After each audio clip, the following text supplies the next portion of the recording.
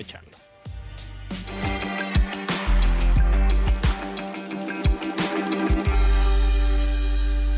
Mario, con la inflación que tenemos y con el hecho de que las últimas dos administraciones duplicaron la inflación que recibieron, hay una idea general de que esta crisis va a durar para siempre.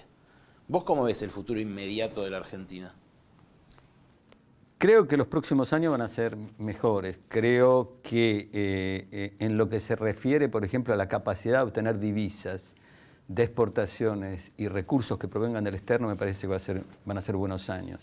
O sea, Argentina seguramente va a aumentar sus exportaciones, se va a aumentar la capacidad interna de reducir las importaciones en todo lo que son muchos recursos naturales, hidrocarburos, gas y un montón de variables que tienen que ver con el funcionamiento de la economía de la industria. Así ¿Que haya más dólares va a implicar que haya menos inflación? Y porque que haya más dólares es una oportunidad gigantesca. Una vez que estén, no quiere decir cómo los usa uno, pero que haya más dólares me alivia la restricción externa. Y aliviándome la restricción externa me permite invertir más y consumir más. Y eso es positivo, pero hay que saberlo manejar con un horizonte de mediano a largo plazo.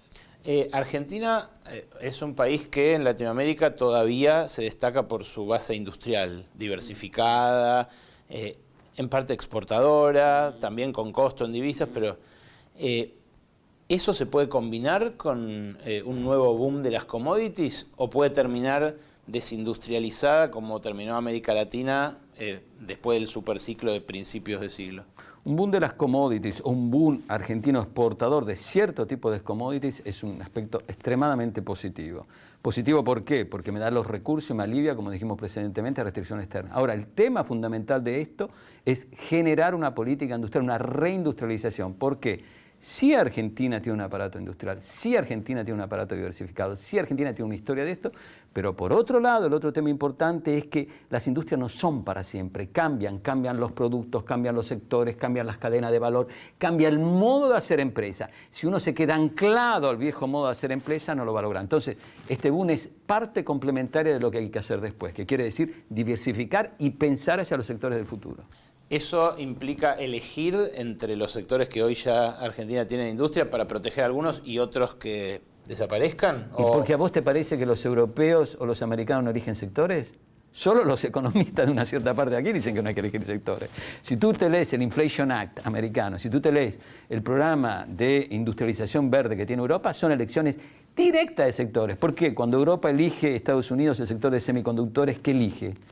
No es que dice banana y semiconductores es iguales. Semiconductores es semiconductores, elijo sectores. ¿Por qué eligen automóvil y automóvil eléctrico? Cuando la gente pensaba que el automóvil era un sector maduro y viejo. Porque el sector automóvil tiene una complementariedad tecnológica hacia el futuro que va a ser importante. O sea, lo que vos decís es que en el mundo rico está teniendo cada vez más peso el Estado en la orientación del proceso económico y concretamente del industrial. Brutal. Si tú te imaginas la brecha que se va a producir entre América Latina y el mundo, digamos, el norte global, con Estados Unidos y Europa, que están invirtiendo programas de 700.000 millones.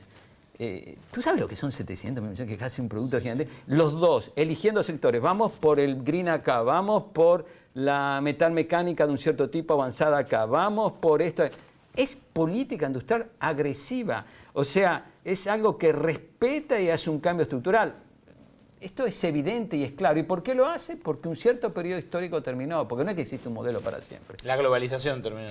No, es otro tipo de globalización. Van a pensar mucho más a los países, van a pensar mucho más a su territorio, van a pensar mucho más a su welfare, porque cuando uno genera también una industria articulada en este sentido, la distribución de buenos salarios endógenamente crea un mejor país con mejor distribución. Si no tengo industria, solo me queda la intervención estatal para la redistribución. La combinación de los dos hace que el modelo sea más igualitario, más industrial y con mayor acceso. El riesgo no es que ellos planifiquen su reindustrialización, porque de algún modo se desindustrializaron, dejando que China solamente fue a la fábrica durante muchas décadas, que ellos planifiquen su reindustrialización con nuestros recursos, nuestra materia prima, y dejándonos afuera de esos buenos salarios o de ese avance tecnológico? Este es un punto fundamental. O sea, si pienso solo América Latina como un sector de inversión, a América Latina no nos conviene. Si pienso América Latina que se reindustrializa conjuntamente o con el bloque europeo o con el americano, ahí sí hay algo para ganar. Pero reindustrializarse, ¿qué quiere decir?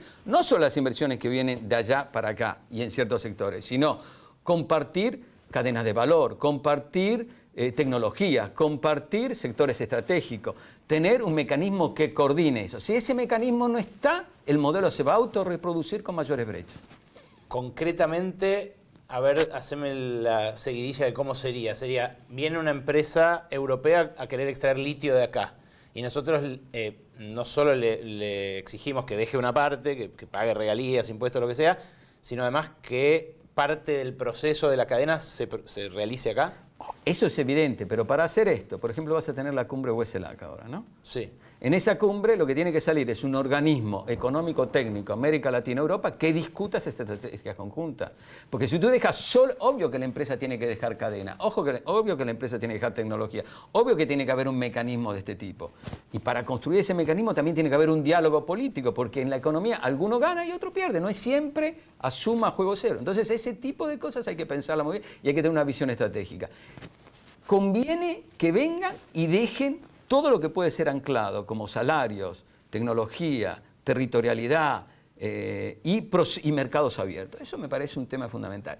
Si no son así, es prácticamente imaginarse América Latina casi como un apéndice de un proceso de reindustrialización ajeno. Otra vez, porque ya lo fuimos, ¿no? Bueno, pero en eso, pero no es que el otro es malo y tú eres el bueno que te deja. Tú también tienes que razonar a esto. Tú tienes que pensar cómo hago para actuar. ¿Con qué palanca de poder puede América Latina plantarse en esa discusión? Bueno, primero los países para pensar este tema tienen que tener política de Estado. Yo sé que digo esto en un contexto como el argentino, decir política de Estado es terror, pero si tú te imaginas que el proyecto europeo probablemente lo lanza ahora una alianza europea socialdemócrata, popular, y probablemente la próxima sea popular, mucho más a la derecha, y tú crees que lo va a cambiar mucho, va a corregir acá, pero ellos ya están convencidos que la reindustrialización es importante, que el rol del Estado es importante, que debe quedar anclada en el país. Esos ya están convencidos. ¿Sí? Si ¿No hay grieta en torno a eso? Hay grieta, pero menos. Al final se ajustan y lo van a dar, porque se dan cuenta que sin una industria, la política social no le va a conseguir todo lo que están esperando. Yo escucho ultraderechistas españoles, italianos,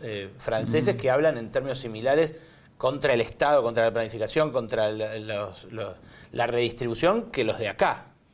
¿Vos decís que no? ¿Vos decís que Yo no? pienso que los modelos no van a cambiar, el estado de welfare no va a cambiar muchísimo, es mucho más un eslogan que otro tipo de cosas. No me estoy dando cuenta, viendo ya, que el estado de welfare cambia muchísimo. O sea, Europa quiere sostener sus beneficios sociales. Quiere sostener sus beneficios sociales, quiere sostener su industria y su estrategia, quiere tener una alianza con Estados Unidos potente, Estados Unidos con ellos, y en eso hay un proceso de reindustrialización. Si tú te fijas, ¿quién va a actuar? Todos los planes de industrialización mandados en Europa el año pasado lo va a actuar gobiernos casi todos, o una gran parte de gobiernos de centro-derecha, que quizás pase lo mismo en Estados Unidos con los republicanos. Entonces, el proyecto, es que si uno lo lee solo blanco y negro, no, es que el tema de seguirlo con un proyecto estructural de Estado, sabiendo y siendo consciente que la industria, los puestos de trabajo, la endogeneidad, tener esos salarios, es una política de Estado, que no todo se hace con el Estado, ni todo se hace con el mercado. Esa estrategia tendría que ser algo que reduce las grietas, pero a veces no se puede.